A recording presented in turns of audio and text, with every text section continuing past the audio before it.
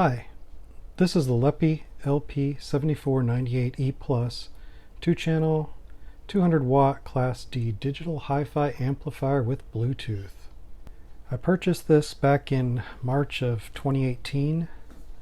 The eBay listing claims it's 200 watts, but the input jack is 160 watt max input listed at 32 volts by 5 amps. So I don't know how they expect to get 200 watts out of 160 watt input, but yeah, it's eBay. So anyway, it was listed at $90, but with shipping to Hawaii I paid $106. So this was several years ago, but it is still available on eBay, but now it's listed at $115. But there are better options available from a number of brands, including tube amps if that's your thing. Let me know if you're interested in a teardown of this particular unit. This video is about the power brick that it came with. From the day I got it, it rattled right out of the box. That made me a little nervous, but I thought it was maybe loose wire, something wasn't zip tied the way it should have been, something like that, but it seemed to power up okay, so I didn't really think too much about it. After a while I noticed that the amp would cut out. There'd be a loud pop from the speakers and then it would be dead. It would just act like it was unplugged. And flipping the power switch didn't do anything. It didn't reset it or anything like that. But I did find that if I unplugged it and plugged it back in, it would start working again. That was a little bit of a workaround, but it wasn't really a good long-term solution. So I got a little frustrated after a while and I emailed the seller, Niche1, on eBay. They asked for a video of the problem and I told them I couldn't provide a video of it actually going out, but I could provide a video of how it behaved after it failed. Here's a little bit of the video that I sent them back in 2018. So I sent them a link to it and they said they'd get back to me in 24 to 48 hours. That was in September of 2018, so I'm still waiting for a reply in 2021. So not holding my breath on that one. Anyway, after getting fed up with the seller not responding, I decided to just write off the loss as a lesson learned and bought a quality Klipsch amplifier, and I haven't had any problems since. This amplifier has been sitting under my workbench for a couple of years now, and I finally decided to check out the power brick to see if I could find the source of the rattle and possibly the cause of the problems that caused me to replace it in the first place. Sure enough, I found the capacitors in the power brick hadn't been glued down sufficiently and had broken off of the PCB. So I put it away for when I had time to repair it, and it went back under the workbench. I'm not sure how long ago that was, but it's been about a year or two. Recently I decided to go ahead and repair it, and I thought I'd make a video of the process. I should point out that I don't show the actual opening of the power supply case, because that was a while back, but it wasn't anything special, just a little spudging and prying. It has clips that hold it together, but they don't seem to engage very well after being opened, so I just glued it back together when the repair was done with some cyanoacrylate glue. Anyway, let's get started. I'm going to put on my gloves. So anytime I'm soldering, it's a good idea to be wearing some nitrile gloves. So, the problem is these capacitors. Okay, these are good quality capacitors, they're Nichicon, but they used crappy adhesive silicone to stick them to the board. We'll see them once I take this ground plane off. But these traces, well, the pads anyway, have completely pulled away from the board because of all the pressure that was put on them by the capacitors bouncing around. So they're most likely not making any contact, or maybe intermittent contact at best. So that's where the problem with this power supply originates. You'll notice that this is a single layer board. There are no traces on this side, only wires, components, well, jumpers and components. So single layer PCB.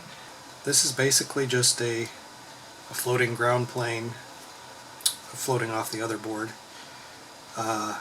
that is attached at 2 points. It looks like it's attached at 5 points, these three and these two, but it's actually only 2 points. This one here on the left, and the one on top here.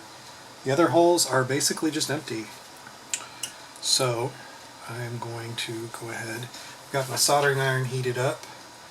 I'm going to go ahead and put some flux. This is a Chip Quick no clean paste flux. It's good for rework. Come in these little containers, which is good because you can keep the new ones sealed until you're ready, and they'll last a little bit longer. They do still expire. Technically these are expired as of last year. They are a little discolored. They turn a little bit darker as they get older, but they are still sealed, so they're better than if it was one big tube and it had been open for a really long time. So I'm going to go ahead and put some flux on those solder joints, and that will help the heat to flow into the joint and help the solder to come loose. Let's go ahead and start removing some solder here. I'm just going to use solder wick. I have a desoldering station, but for a couple of joints like this it's more trouble than it's worth. Oh, I also need to turn on my fume extractor, and I have a fume extractor on the soldering iron itself that I'm going to turn on. So this is going to get noisy. I like to keep my smoke absorber fairly close to where I'm working, otherwise it doesn't do much good. Alright, I'm starting out at 320 degrees Celsius. Oh, I'm adding fresh solder, by the way, because the flux alone wasn't doing it. So a little fresh solder is often a good idea.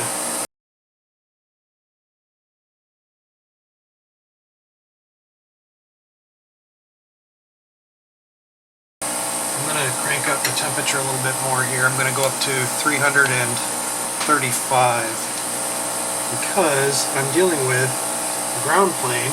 It's got a lot of copper. It's not a heat sink, which would have a lot of copper. It's a ground plane, so it's got more copper than a trace, and it's still going to pull a lot of heat.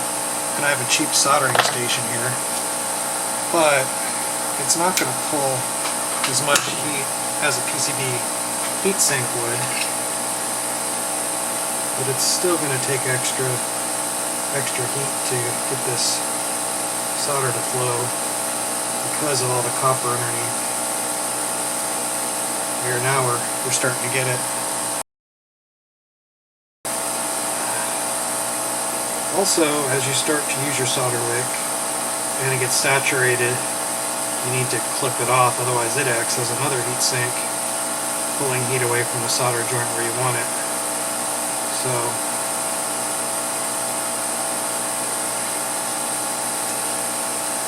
now we're getting there.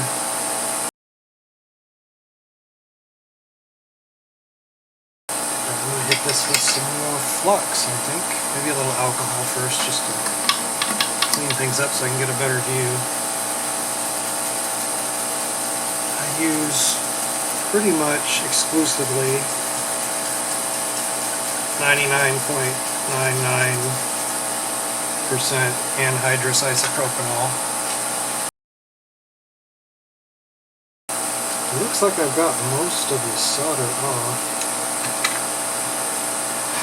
but it's still being difficult. So what I'm going to do is add more fresh solder, try to get that down into the joint and get it to bond with the old solder, which is probably, I almost guarantee the solder that's on here is lead free because these are sold worldwide.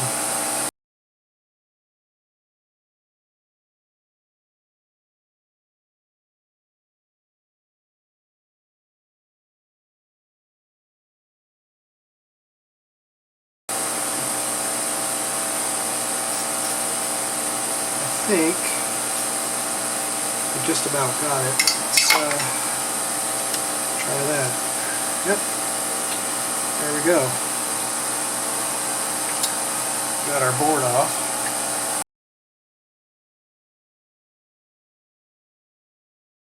these acid brushes, along with the alcohol, are a really good way to get rid of your flux. And then you always want to wipe it off if you can with a paper towel after, because the alcohol will dissolve the flux, but it doesn't magically make it go away. It just makes it liquid, and then the paper towel actually removes it, and then you have a nice clean joint, as you can see, with no more flux.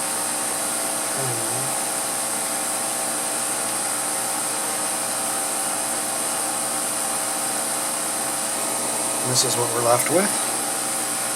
Here are the culprits. Here are my destroyed pads. See, you can see 4 lifted pads.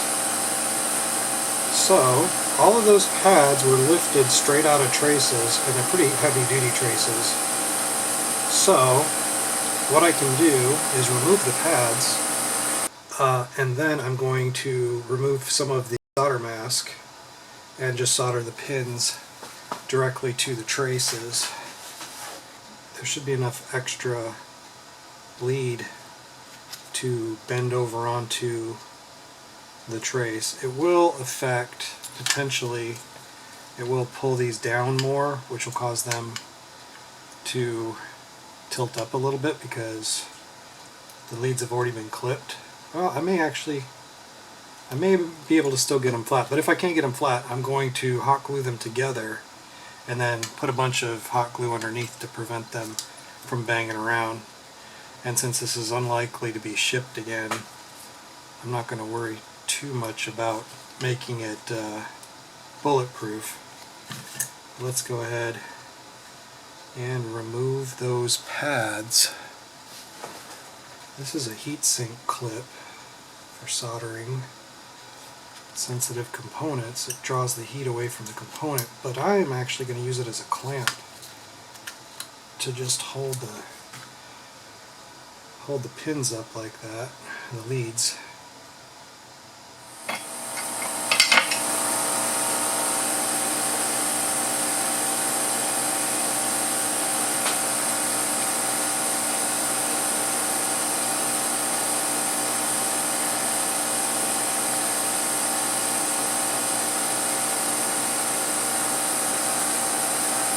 Okay, so that pad came off, stuck to the tip of the soldering iron, and I just disposed of it.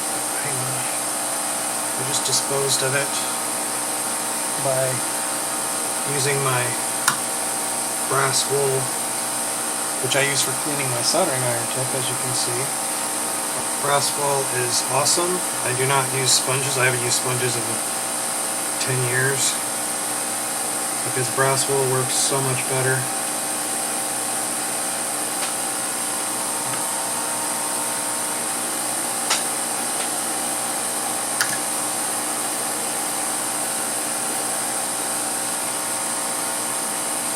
Alright, one down. So, I think at this point I'm going to do this one first before I mess with the other one, just to ensure that this plan is going to work. I'm going to re-tin these leads with the solder that's already on there.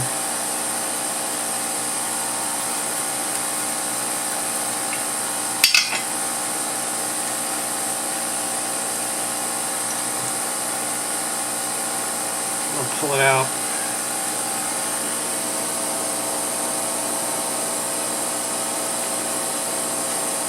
So there's our capacitor. Try this approach. Oh yeah. Oh yeah, that's gonna work.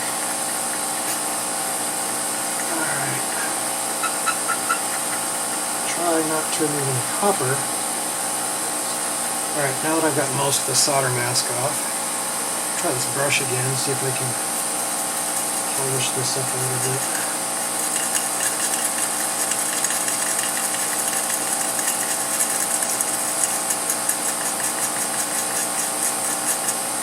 Oh yeah, beautiful. That'll work fine. Alright, let's do the next one. Okay. It's looking pretty good. Alright, let's try to tin those.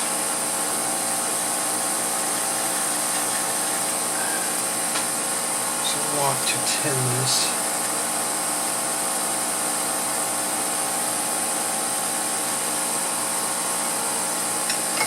Tinning copper traces, 101. Heat the trace up first, and then you add solder. That's all there is to it.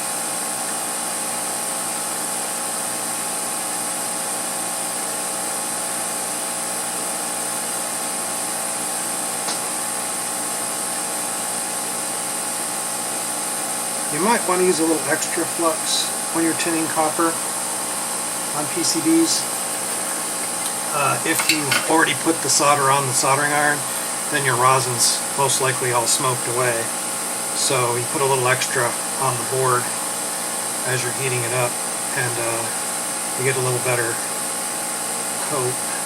What you can also do, if I weren't going to be soldering to this immediately, I would probably take some solder wick to it and remove the excess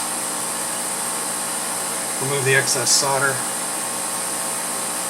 just to make it nice and flat, but I am going to be soldering to it and I actually want the solder there. So these pins have already been cleaned up, as you can see.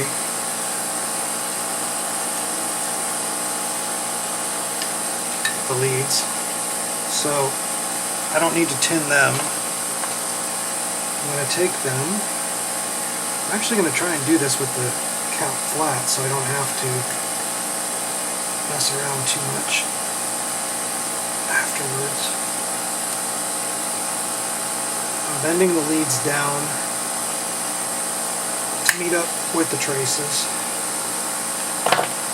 And now I just add some more solder. It's not going to be beautiful, but I mean, it is a repair job. It's not exactly like it was designed to be installed this way. Lots of solder, lots of heat.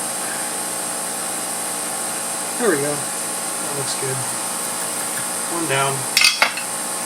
And I think, yeah, it's even going to lay flat. Nice. Alright.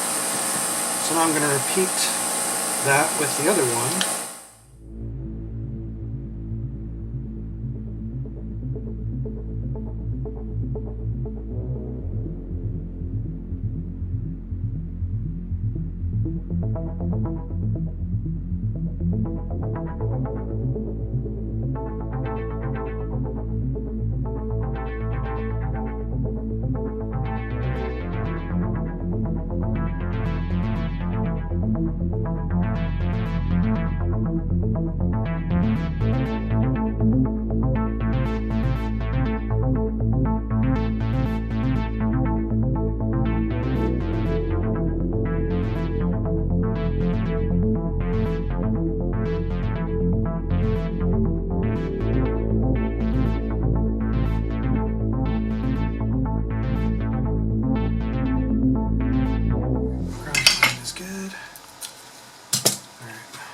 So, I think some clips just snapped.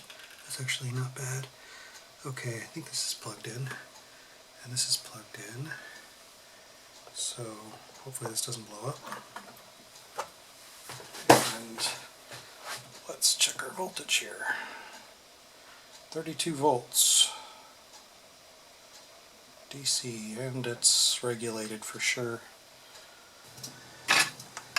And we'll plug this in first. Then we'll plug the power supply in. Okay. And I'm going to turn on the amplifier. Volume is down, set to the line input. And let's start something playing.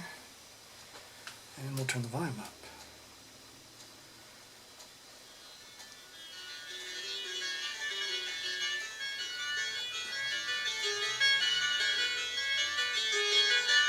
And it is a very crappy speaker, so it's as loud as it gets.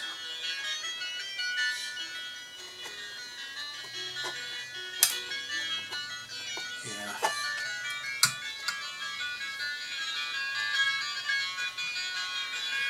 but it is working. So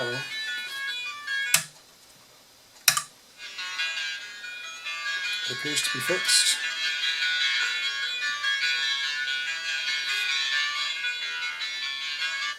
Of course, due to the nature of the problem, I would have to run it for a while to make sure that it was working correctly, but I'm pretty sure, based on the problem it was having, that those capacitors were the culprit.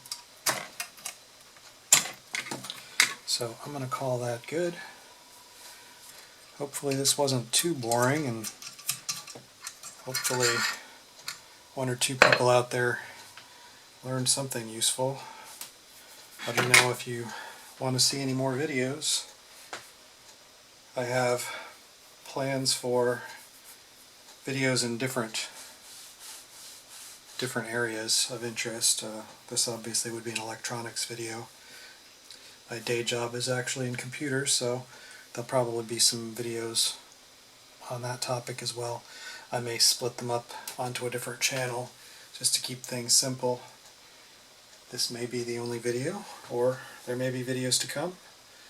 Let me know if you're interested in seeing any more videos. But that's it for now. Thank you.